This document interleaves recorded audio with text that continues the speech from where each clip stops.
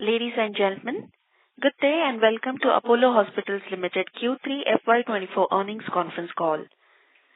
As a reminder, all participant lines will be in the listen-only mode, and there will be an opportunity for you to ask questions after the presentation concludes. Should you need assistance during the conference call, please signal an operator by pressing star, then 0 on your touchtone phone. Please note that this conference is being recorded. I now hand the conference over to Mr. Mayank Vaswani from CDR India. Thank you, and over to you. Thank you, Yashasri. Good afternoon, everyone, and thank you for joining us on this call hosted by Apollo Hospitals Limited to discuss the financial results for the third quarter of FY23-24, which were announced yesterday. We have with us on the call the senior management team represented by Mrs.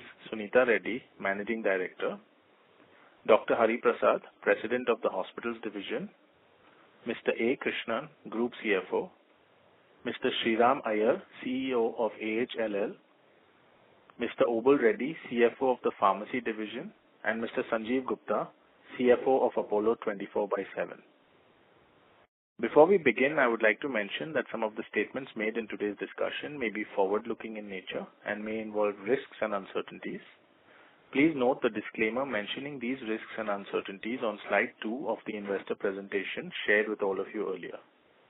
Documents relating to our financial performance have been circulated, and these have also been posted on the corporate website. I would now like to turn the call over to Mrs. Sunita Reddy for her opening remarks. Thank you, and over to you, ma'am. Thank you, Mayank.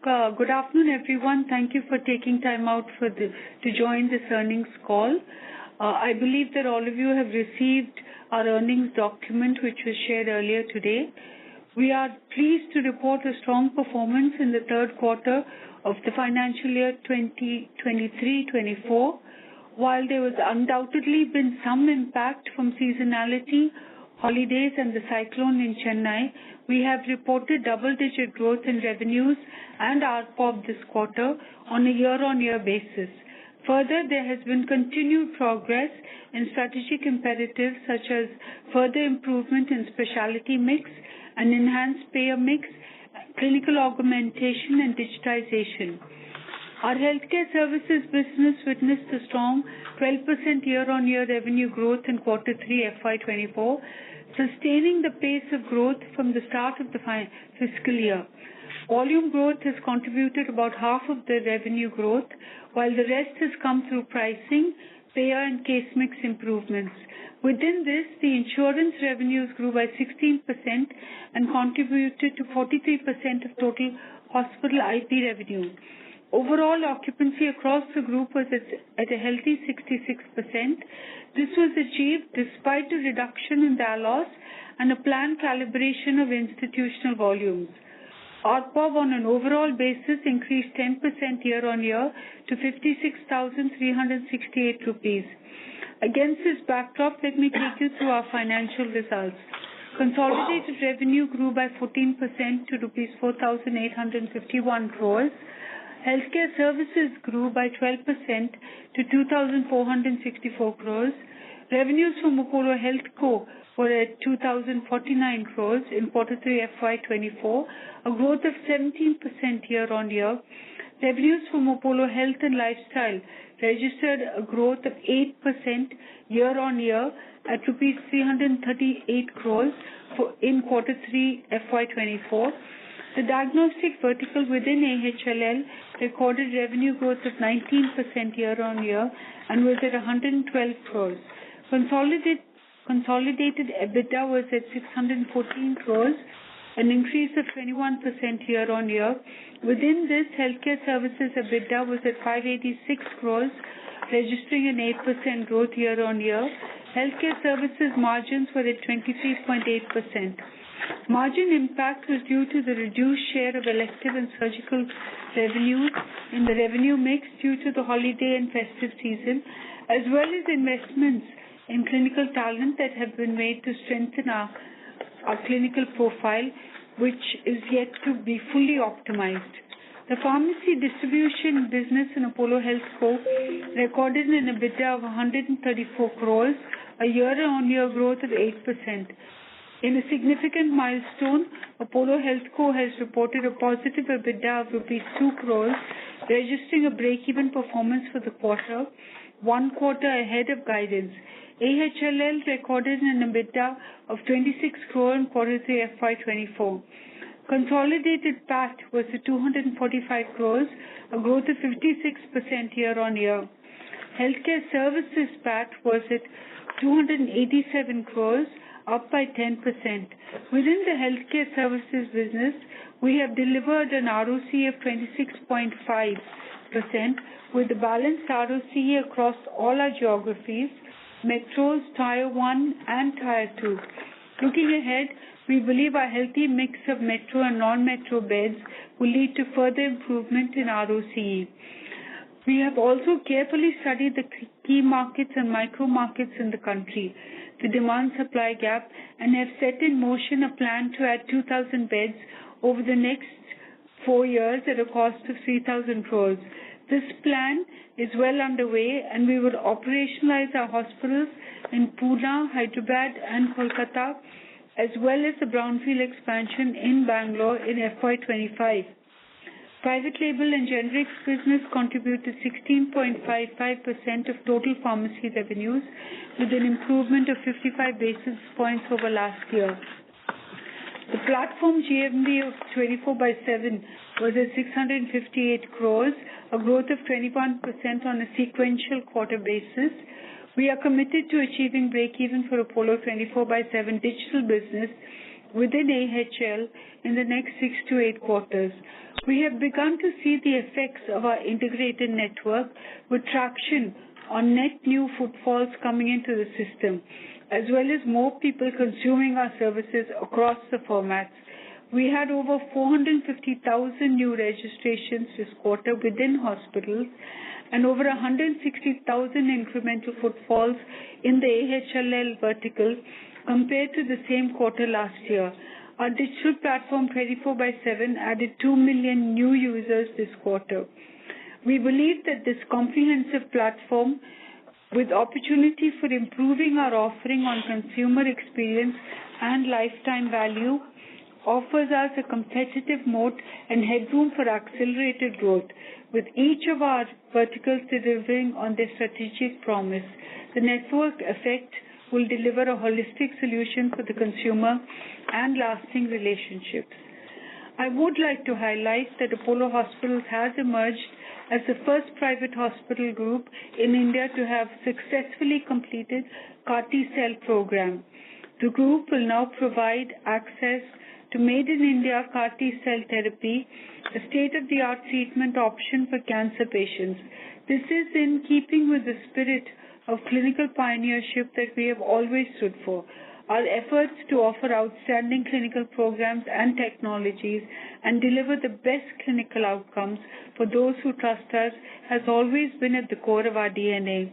On that note, I would like to hand over to our moderator and open the line for questions and answers. I have with me Dr. Hari Prasad, our CFO, our CFO Krishnan, Sriram Iyer from AHLL, Obul Reddy and Sanjeev from Apollo HealthCo with me. Ready to take all of your questions. Thank you. Thank you very much. We will now begin the question and answer session. Anyone who wishes to ask a question may press star and 1 on the touchtone telephone. If you wish to remove yourself from the question queue, you may press star and 2. Participants are requested to use handsets while asking a question. Ladies and gentlemen, we will wait for a moment while the question queue assembles.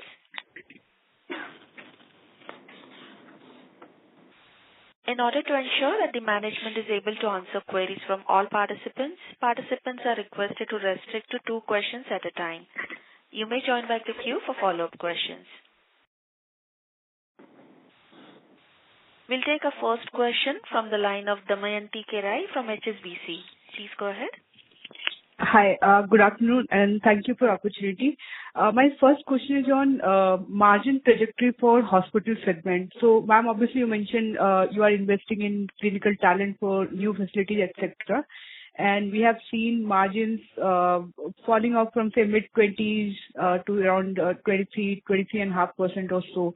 So, can you elaborate, like, how should we look at this margin profile over next few quarters? Because you have a couple of hospitals commencing operation in FY25. So that's my question on hospital margin.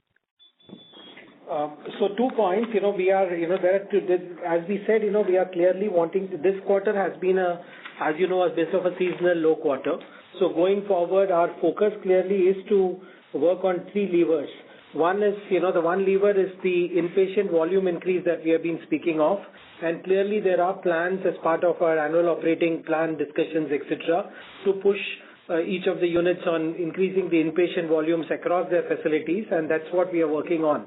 That should help us get closer to the 70%, as close to possible, or even 70% next year, which is our internal target. Second is clinical programs. If you look at the clinical programs that we are now focusing on, there is significant focus on oncology, the neurosciences, some high-end cardiac, etc. Some of them we believe, will further, increase our utilization in some of our units, and that should also flow through the margins. So these are 2 significant levers on the revenue side, and on the cost side, as we already have spoken, one is this whole lever that we have of the doctor's fees, because having invested a bit ahead of the curve, next year we should be able to see that getting rationalized a bit, and that should also help us see our margins go up. We have, internally we would like to believe that there is an opportunity to increase the margins by at least 200 basis points over the next few quarters, and that's our internal way of looking at it. So this 200 basis point margin improvement is for existing set of beds, or whatever, like, new beds will come cumulatively you are talking about these? The new beds will come. New beds will come more by Q4 of the next fiscal. So I think, first is to get this done by the next fiscal, and we will obviously have to then take, but the base of the EBITDA that we have is so big now that, some of the new beds should not alter, and they are all the new beds that are coming. If you look at it, Calcutta, Hyderabad, the way we are looking at Bangalore is very close to our existing hospital. So you should look at it more as, adjacent to our existing hospital, which should not impact our EBITDA significantly. So I think next year, focus is to increase it by 200 basis points. End of next fiscal, we hopefully get all these hospitals there, and we will show that separately. I wouldn't like to guide for now on what would be their EBITDA losses, but it would be very, very minuscule.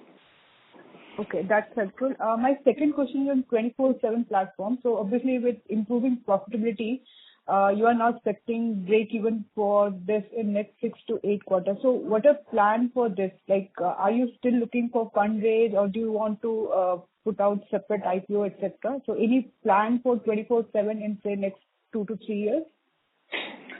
So currently, 24/7 in terms of cash is it's self-sustaining, so does not require a cash infusion. But we are looking at maybe at some time, if we require some cash, we are open to the idea. Let me just leave it at that, because we are looking at growth coming from 24/7 and achieving profitability between the 6th and 8th quarter of operations. Okay, ma'am. Thank you. I'll get back in queue. Thank you. We have our next question from the line of Kunal Dhamesha from Macquarie. Please go ahead. Hi, thank you for the opportunity. So the first question on the 24/7 GMV guidance that we had for FY24 of around 3,000 crore, we have roughly done 2,000 crore plus year to date. So what is our expectation for full year and the next year? And while we have achieved the break-even... Yeah. Hello? Yeah. Go ahead. Sorry. Yeah. So while we have achieved the break-even at HealthCo level a quarter earlier than guided, so that is good. But has that impacted the growth prospect of this business in your view? Yeah. So I'll take this question, ma'am. So I think 3,000 crore was the guidance that we had given it for FY24 as far as the digital GMV are concerned. I think we should be able to hit something like 27 50 to about 2,800. So that should be the final number versus the 3,000 mark. And this would mean about 75 to 80% increase in GMV for FY24 versus FY23. We expect to continue to show a robust growth, anything between 60 to 70% for the next year also versus this year. That's on the first question. The second question is that on 6 to 8 quarters profitability, absolutely we've got the clear plan in our hands, with respect to increasing the GMV, increasing the margin line for each of the firing engines that we have it today, which is the pharmacy, diagnostic consultations, and as well as doing the right thing for the fixed expenses that the company has it. And whatever right things are required to be done, they would be taken care. And as we step into the annual operating plan for the next year, I think maybe in the next, when we meet next, we'll have a little more understanding about this. But as we see, we have a detailed action plan to turn digital division also possible in next 6 to 8 quarters. But sir, for let's say 60 to 70% growth next year, we should have at least some sequential growth, right? Versus this quarter sequential, there is a sequential decline of around 10%, right? So, is it a tall ask, or is there something one-off in this quarter which has impacted? Yeah, this is something one-off. Q3 has been a transition quarter for the company, and because of the holidays and the festivals, we have seen a slightly dip in the GMV. But if I look at the January numbers and Q4 numbers, we are back into the growth, and you would notice this, once we publish your Q4 numbers. So nothing to worry. This is just one-off. Sure. Thank you. And the second question is on the healthcare services business. Again, just going back to our guidance of around 15% revenue growth for FY24 versus we have done 13% year to date. Now, I think seasonality would not matter on a year to date basis, right? So where are we seeing this, growth for FY24 now for the healthcare services business, and what is the outlook for the next year? No, I think we are targeted to grow at 15%. This quarter was because of the holidays. So leaving out holidays, I think, we are confident of achieving at least 14% growth for the healthcare services. For the full year. And ma'am, next year, any broad idea you would like to give? No, I think broad idea is that this trajectory has been good. So we are looking at 15% revenue growth. Sure. Thank you. I have more questions. Thank you. We have a next question from the line of Bino P. from Elara Capital. Please go ahead. Hi, good afternoon. A couple of questions. You commented a bit on the pharmacy business margin improvement, that is excluding the 24/7 costs. I can see that the other overall expenses have come down QOQ a bit. The margin is up compared to last few quarters. Anything changing there? So, Obul? Well, I think we have, last year we have informed you that we have invested on the infrastructure required to create online services, and the costs were little high. And as business matures, and we have planned those controls, and then you can see that improvement in the margin. Okay. And even lesser discounts also contributed to the margin. Okay, great. Second, on this Rourkela Sale Hospital, which you have inaugurated, under which cluster would you add the beds and the revenue? Rourkela. So Rourkela is just added very recently now. So it's part of the existing, it's a 50 bed that has just got commissioned. It's a 250 bedded capacity hospital, but only 50 has got operationalized. So it will get operationalized over the next 3 quarters. So it's part of the overall healthcare services. It's a small number yet. No, my question was, the healthcare you divide into Tamil Nadu, north, east, west, etc., right? Where would that? East. In east, okay. And in this quarter, I see there is an increase of about 42 beds, operational beds in east, and about 100 beds in north. Where is that coming from? East is what we said, right? It is coming. Rourkela is also adding to that. And in north, it is indoor. Indoor, we have added in a brownfield. We have done a 100-bedded expansion. In indoor, we have done a 100-bed expansion. Okay, understood. Okay, great. Thank you very much. Thank you. We have a next question from the line of Neha Manpuria from Bank of America. Please go ahead. Yeah, thanks for taking my question. My first question is on the expansion plan. If I look at the timelines for Pune, from what I remember from the previous presentation, this was mentioned in the first quarter, but we have seemed to have delayed it, to the later part of the fiscal.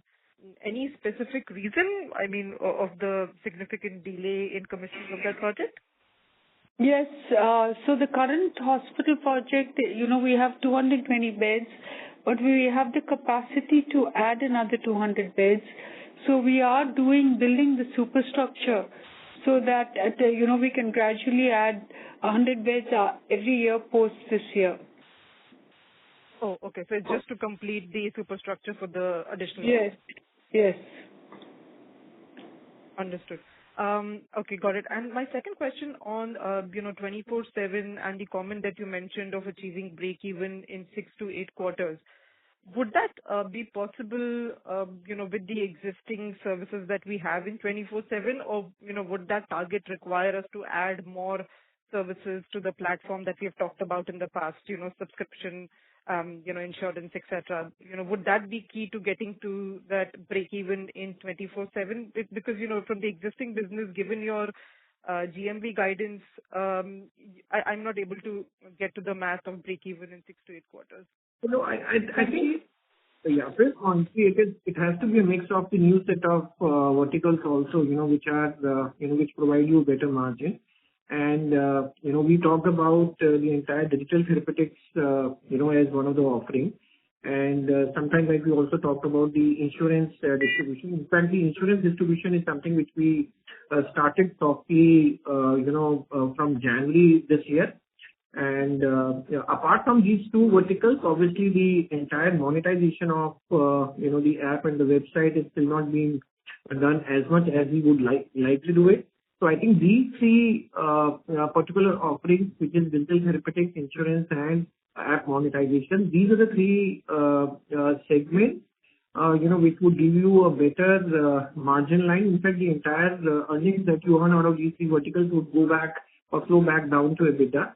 So I think coupled with the existing offerings of pharma, diagno, and consult, these are the three things that we should be seeing as we move forward. And together, all the 6 months should help us, achieve this target. And so for digital therapeutics and app monetization, in what sort of timeline should we start seeing this being, let's say a driver? Would it take a couple of quarters for that to happen? Like for insurance, you mentioned you've started the, module from this month. Yes. So app monetization is something which we can expect to start from Q1. And as far as the digital therapeutics is concerned, I think that is also, work is, getting done on the product and the tech side of the solutioning. And I think something like Q1, Q2, we should also be seeing certain subscription-led models for digital therapeutics to also be rolled out of 24/7. Got it. Thank you so much. Thank you. Thank you. The next question is from the line of Shyam Srinivasan from Goldman Sachs. Please go ahead. Hi, good afternoon. Thank you for taking my question. Just first one on AHLL. Apart from diagnostics, I think the other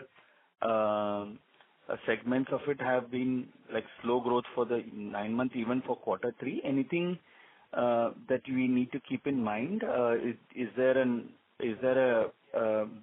we see an outlook where it goes back to a double-digit growth for the other segments as well? Sriram? Yes. So on these specialty formats, we had a lot of centers that were coming up this year, and most of them have got commissioned in quarter 3, and some of them are expected to get commissioned in quarter 4. So since we are transitioning from the older center to the newer center, there was obviously a transition time, and because of which you see a muted growth in the YTD this year. And we are confident that we should go back to a double-digit growth starting the next financial year. Yes, but when I look at like footfalls, I still see volume growth. So, what explains that discrepancy between volume growth and revenue growth being much subdued? See, what has happened is that the volume growth is primarily to do with OP footfalls, but specifically in our cradles and spectras, these are the centers where we have moved into different centers. We didn't have enough rooms available.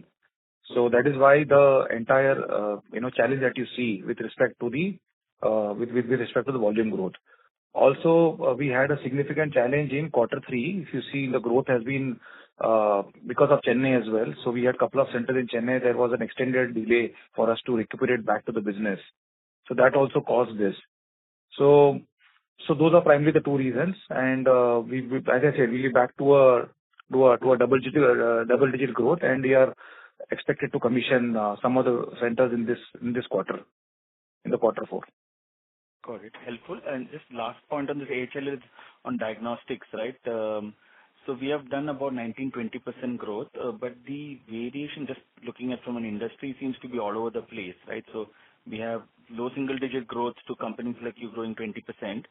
So anything you can speak from, obviously you're starting from a lower base and maybe your margin trajectory is lower, but just want to understand what's happening there, and is it the case that, hospitals are able to keep, or hospital chains are able to keep their patients more within themselves?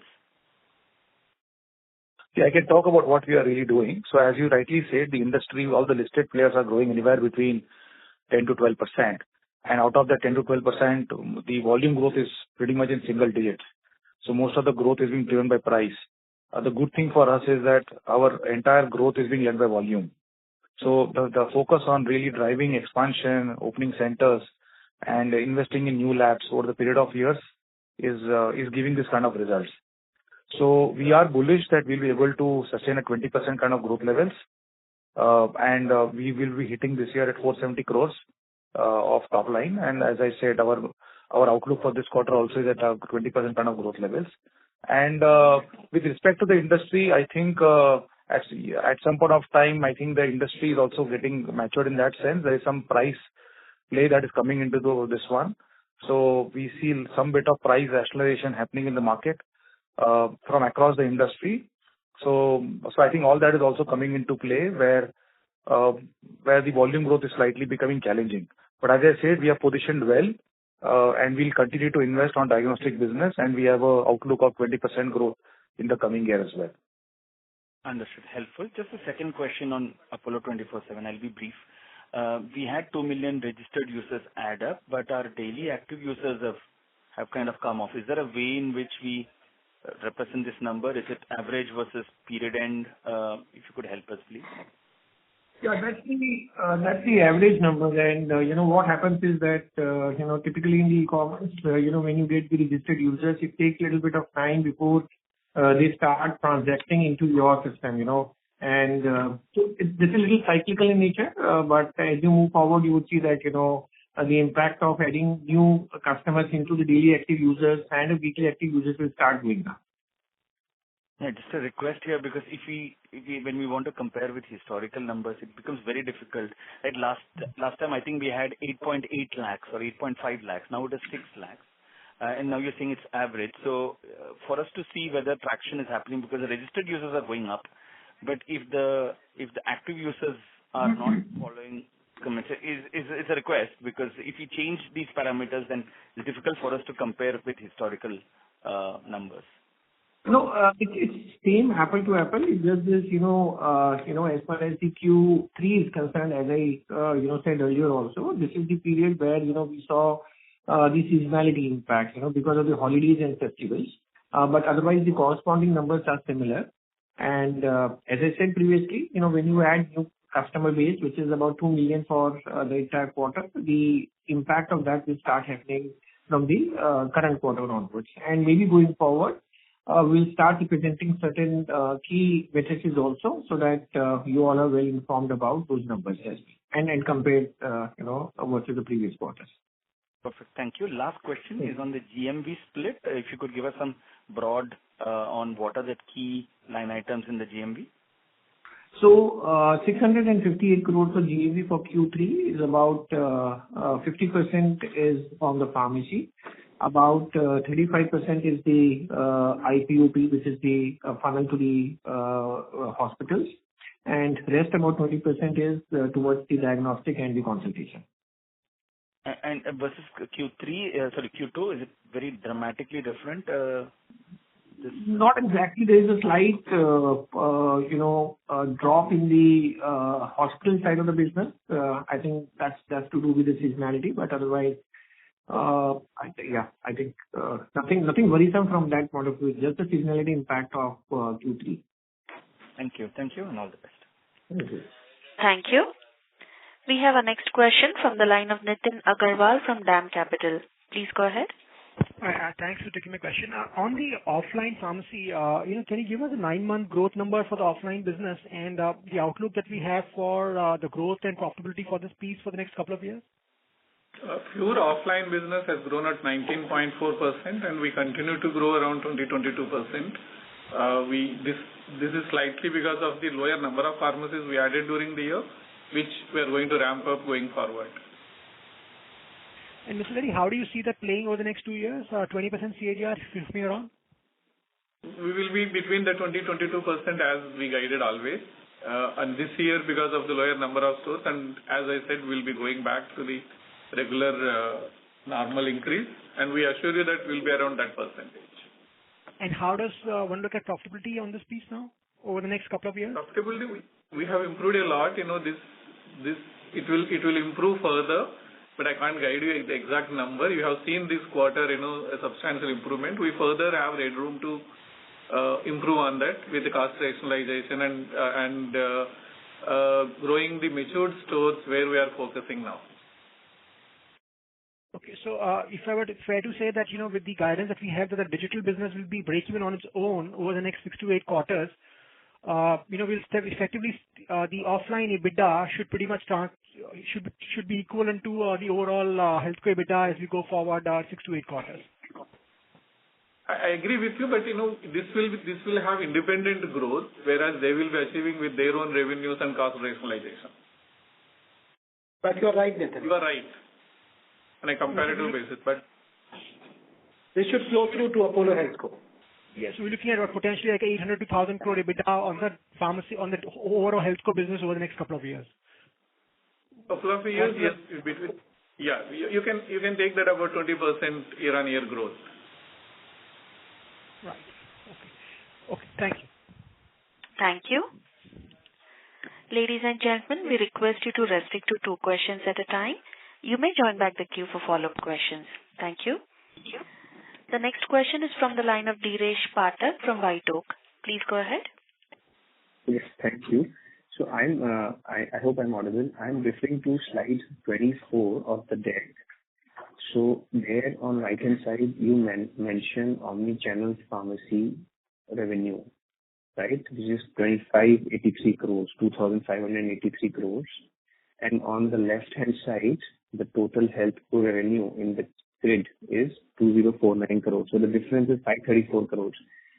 So obviously there is some 24/7 revenue also in here, but the bulk of the difference is the front end Apollo pharmacy, right? That is the way to understand, right? When you say omnichannel pharmacy, that is what you refer to, right? But in the omnichannel pharmacy, do you also include 24/7 revenue, or do you exclude the 24/7 revenue? We exclude the 24/7 revenue. How much is that, sir? Sanjeev, what was that revenue for YTD? Would you have that number offhand? That would be in the range of about, for the quarter, we are roughly 300 crores, 325 crores. No, revenue. Revenue of 24/7. Yeah, in the front end case. No, not front end. Only 24/7 he's saying. Digital revenue. Digital. Digital revenue. Only digital, Sanjeev. Yeah, so digital revenue is, in the same slide you can refer to digital revenue of 225 crores. And if you are referring to... No, sir, that is online distribution as well as 24/7. I want you to split the online distribution and 24/7 into 2. He's asking only IPOP and diagnostics and consults related revenues that you have. Yeah, understood. So that would be in the range of about 15 crores for the quarter. 15 crores for the quarter. Okay. And when you refer to on track to achieve 1,000 crore revenue, 6% EBITDA, this is the omni-channel pharmacy business, including the front-end Apollo Pharmacy, but excluding this 24/7 15 crore a quarter, and this 6% is the post-AS, the pre-AS 116, right? Margin. That's right. That's correct. That's right, where we are currently at about 5.85. 5.85. Okay. So this 15 crore on a GMV of 657 crores, it looks like less than 3% take rate. Is that the right way to think? 657 includes the pharmacy also. Yeah. So the 657 includes the pharmacy as well. So you have to exclude that pharmacy and then look at the take rate. Okay, so take out 200 crore roughly, so 457. So 15 crore on 457. That will still be 50% he said is pharmacy. 25 plus 25 he said is IP, OP and diagnostics. So maybe you can get offline to understand this from Sanjeev. I'll catch up on offline. Thank you. Thank you. The next question is from the line of Arkopratim Pal from Sanjay Agarwal Broking. Please go ahead. Good afternoon, everyone. Am I audible? Yes, please go ahead. Yes. My first question is, could you please share industry report on average occupancy rate within your hospital network for the month of December 2023, and how much it is growth as compared to December 2022? That's 66%. Monthly numbers. You will have to come offline to take it from our investor relations, Krishna Kumar. You can reach out to him and he can provide you some guidance around that. You know, the occupancy rate is also to do with the average length of stay which has come down across the system. So if you look at year on year, you know, we have been growing volumes at almost around 7% excluding institutional. You know, we brought down some of the institutional cases. So while we are showing a 5.5% or 5.6% growth on inpatient volumes, if you look at the inpatient volumes December to December, only on the institutional and retail, which constitutes around 80-85% of our business, that has grown by a healthy 7.5% in volume. Okay. I understand. And my second question is, based on current industry trends and your understanding of the healthcare landscape, what is your expectation about the demand scenario of the current and coming quarter compared to last quarter? So I think the structural demand is intact. And what we're seeing is that more people now have access to private insurance. And that's why we're seeing a significant growth in this segment. So definitely, you know, more people who can afford corporate healthcare, and therefore demand is increasing. And this is happening not only in the metros, but in Tier 1 and Tier 2 cities as well. Okay, I understand. Thank you so much for giving this answer. Thank you. We have our next question from the line of Siddhant Kanodia, an individual investor. Please go ahead. Yeah, good afternoon, everyone. I have a couple of questions. My first question is regarding, like in last couple of years, medical tourism in India have seen quite a good uptick, especially in the Delhi NCR region. So like we are coming up with a Gurugram facility, but so why aren't we looking to do brownfield in our existing Delhi facility? So, you know, as you know, the existing Delhi facility is a joint venture with the Delhi government, but we are looking at an expansion there. Our international patient revenue there is 15% of total revenues. We do believe that Gurgaon, which will be 100% owned by AHEL, will definitely offer an opportunity for us to increase our international patient revenue, because of its location and because of the doctors and the clinical portfolio that we will offer there. Right. I'm just asking, because brownfield, the ramp up happens a lot faster in brownfield. Plus, if we have vacant land. Yes, currently we're adding 50 beds. We're adding a huge neuro department there, neurology. Okay. So it's simultaneous. brownfield in the old hospital in the Prastha and new hospital coming up in Gurgaon. Okay. Okay. So there are plans to do brownfield as well. Okay. Okay. And my second question is that there was this article involving some kidney racket which they accused Apollo. So what is, we haven't heard anything that, have we gotten any clean sheet or what is the status so far? So the status is there has been no negative finding, and this much I can say with confidence because we were fully compliant with both with all government regulations. So there has been no finding. Okay, so there hasn't been any negative finding. Okay. Okay. Yes. Okay. Okay. Thank you, ma'am. That's it from my side. Thank you. We have a next question from the line of Kunal Damesha from Macquarie. Please go ahead. Thank you for the opportunity. Just one on the broader industry side, this proposed move to the 100% cashless health insurance, what could be the impact on the hospital industry and specifically for Apollo? For us, I don't see any impact coming out of this, any negative impact coming out of this because all our insurance businesses are all cashless. We have all empanelment across all large insurance companies as cashless. So working capital continues per se as such. Of course, we are also ensuring that, I think the one good thing which can come out of this is as everything becomes cashless, I think the larger industry will expect greater, faster payments from the insurance companies also.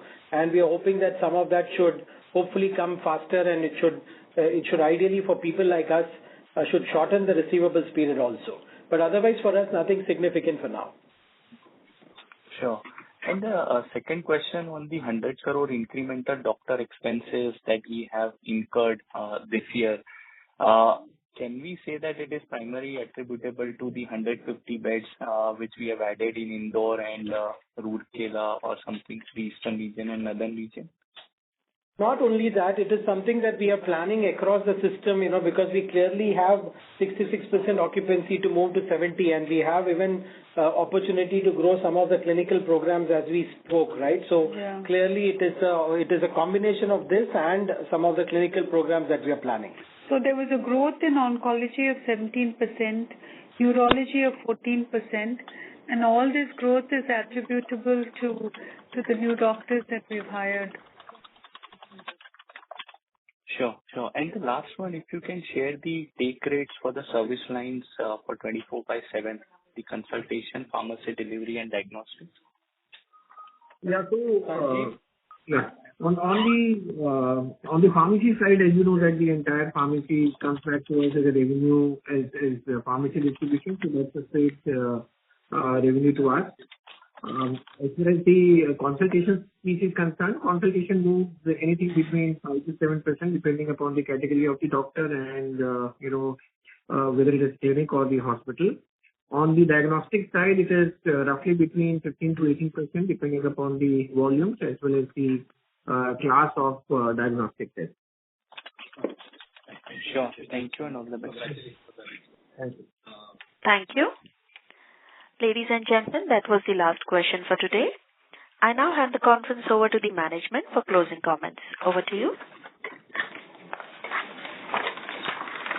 Ladies and gentlemen, thank you for participating in our conference call. We truly believe that, as we look ahead, we are confident that in the upcoming quarters, there would be very strong growth. We have delivered ahead of time on EBITDA break-even for Apollo HealthCo, and I am sure we will continue to deliver on our strategic intent. While with our network maintaining strong occupancies and ongoing expansions in key facilities, we are well prepared to seize emerging growth opportunities. I would also like to emphasize that our unwavering confidence in the investments we've made and the solutions that we're working on.